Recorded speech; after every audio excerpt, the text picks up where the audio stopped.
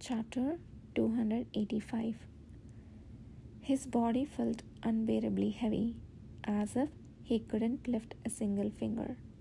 Despite the faint will that remained, his vision was dark and he could hear nothing, leaving him unsure whether he had fallen to the ground or was merely standing. These were typical symptoms that appeared when all the strength in his body was exhausted. This was the first time he'd experienced such a phenomenon in this life, but he wasn't surprised, as he had experienced it a few times in his previous life. Regardless of how powerful one may be, there is a limit to the amount of energy a single body can hold. In his previous life, he had increased the amount of energy he could store through constant training. But he had not been at it long this time around, leaving him inevitably at a much lower capacity. Ydir closed his eyes and slowly continued his breathing. Suddenly, he remembered the first time he'd experienced a similar phenomenon. Was it when he caused a valley in the west to crumble, standing in front of swarming monsters, squirming like insects? Once the sensation in his body, which had been abruptly cut off like a thread, had returned, Kishir was there, in front of him. He was looking down at Ydir, who was lying down, with a very complicated expression. Whether he was smiling or perhaps angry, facing that expression, Ydir managed to gasp out a single sentence. "I have found all 10 methods to remove the ashes." He fainted immediately afterward, so he didn't hear Kishir's response. But the feelings from that moment came back very clearly. The relief and joy that came with the sudden disappearance of all the anxiety he had been carrying, and some sharp, intense emotion that was pressing hard enough to cause a numbing pain in his chest. When he naturally recalled the memory of that unfamiliar emotion, which felt like it was both his and not his, Ydir suddenly felt a sense of doubt. What was that? The relief and joy were certain, but what followed was strange. Did I feel such an emotion at that time? Ydir suddenly opened his eyes with a cold shiver. It felt like he'd been unconscious for a very long time, but it didn't seem to have been that long, judging by the corpse of Baphomet that he saw as soon as he opened his eyes. He tried to lift his arm in frustration with the dark, blurring view, but someone gently restrained him. Instead of the foul stench that had been stinging his nose, a familiar scent enveloped his body. "Don't move." He couldn't hear properly due to the deafening in his ears, but it was enough to fully wake him up, even just with a part of the sentence. Ydir blinked to see the face of the person supporting his body more clearly. After a few attempts, he finally saw someone's face in his view. Was it the first light that shone in the darkness? Ydir lost his senses momentarily as he looked at Kishir's face, whom he was seeing after 3 days. The feeling of reality that he thought he had regained the moment he woke up seemed to be drifting away again. "Commander?"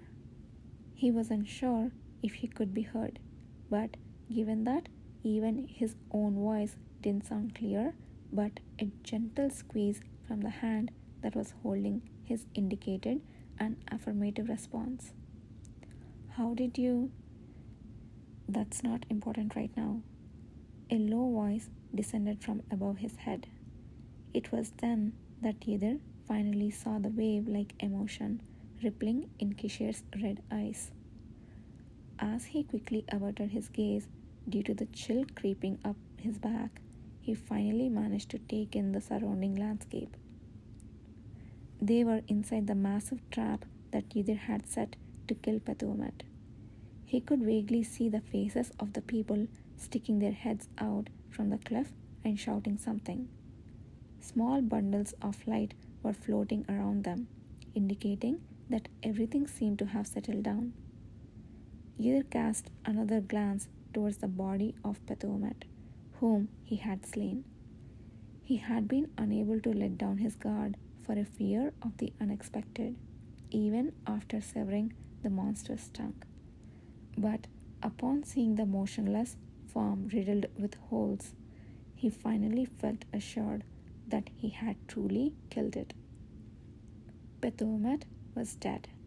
In this lifetime, Ydir had truly succeeded in killing that nightmare of a monster.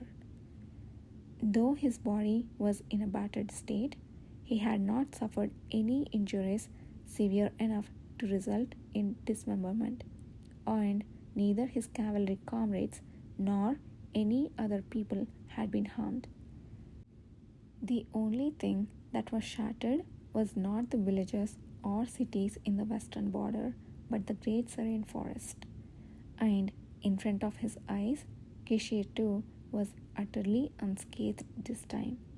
The moment he realized this, a refreshing feeling seeped in, as if he had resolved a long held regret and ambition.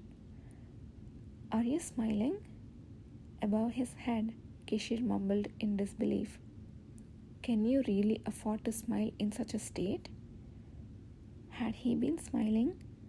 As he could not see his own expression, he was uncertain whether he was truly smiling or not.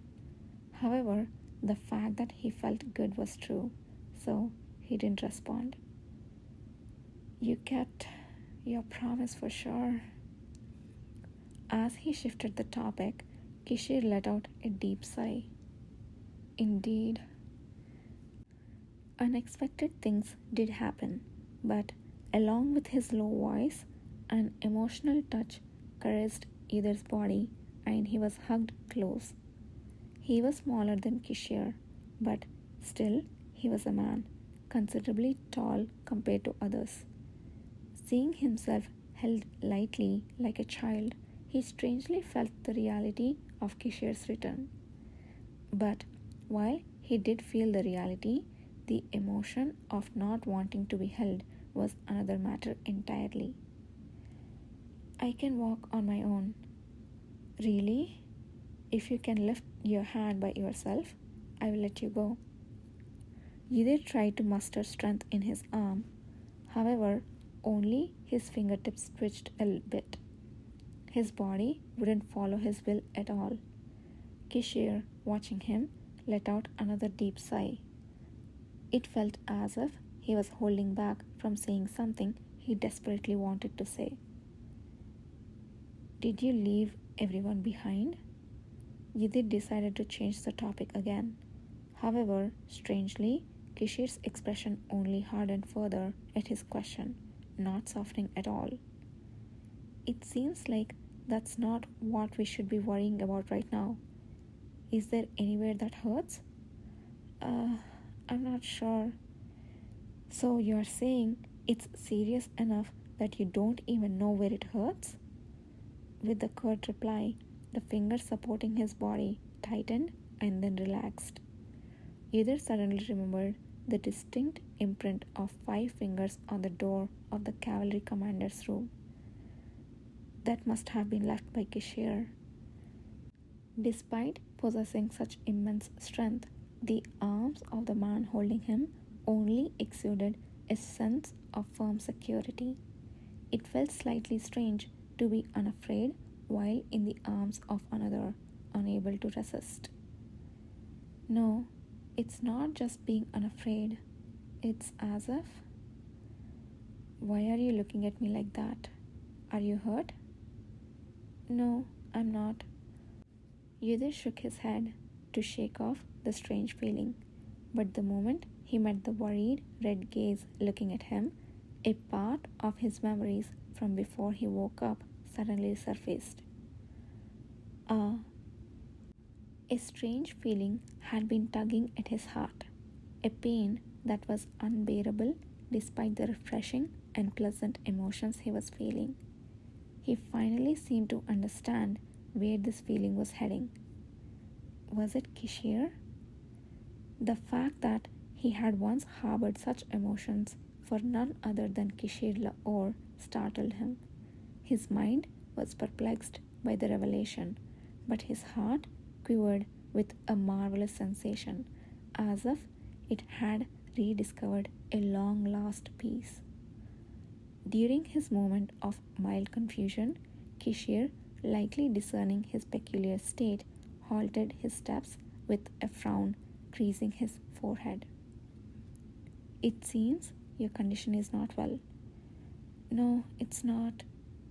Before he could even deny it, Kishir reached out a hand, shielding his eyes, a white light pouring from his palm, and then it was truly as if he had blacked out. The surroundings were incredibly noisy. Unable to keep his eyes shut any longer, he gritted his teeth and forced them open.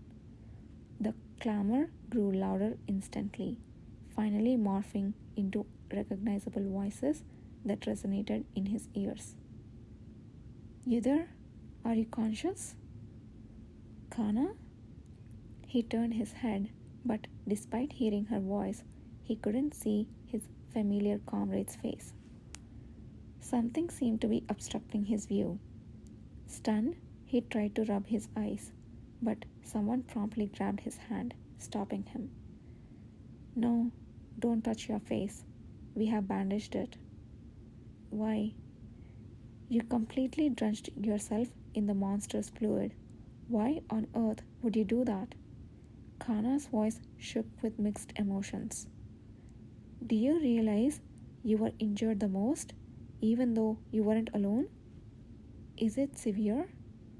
You need to ask that? A slapping sensation came from the vicinity of his right shoulder.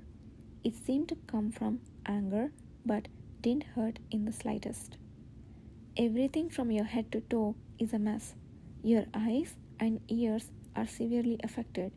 You have broken ribs, and they said you were drained of all strength, and that's enough for me to hear. Interrupting her, he exhaled. Despite the news of his severe condition, he felt oddly untroubled. Where is the commander? The commander is... Kana seemed too ready to respond, but instead fell silent. You don't need to know about that. Rest more. Kana? Her statement felt less like a simple delay and more like an ominous omen. I killed Patumet, so why is the environment still so chaotic? Familiar sounds reached him from somewhere. Shouts, groans, and explosions. Explosions? With a blank expression, he moved his lips and found his voice. Hasn't it ended?